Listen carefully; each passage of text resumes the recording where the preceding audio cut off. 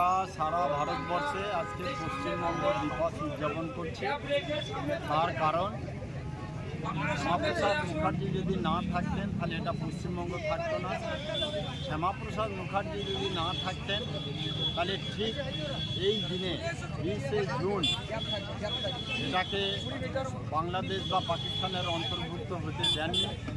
এটাকে তিনি যে কোনোভাবে হোক ওটাকে ক্যান্সেল করিয়ে তিনি ভারতবর্ষের মধ্যে অন্তর্ভুক্ত রেখেছিলেন।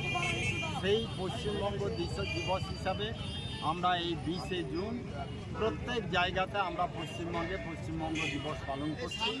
তার জন্যেই আমাদের আজকের এই সকালের প্রয়াস। আপনারা জানেন যে গত দুদিন থেকে আমাদের লাগাতার প্রোগ্রাম চলছে। আজও ডাকবাংলা মাঠে আমাদের যে প্রদর্শনী 12 বছর সরকার চালানোর পর মোদী সরকার যা যা করেছে তার প্রদর্শনী একটা চলছে।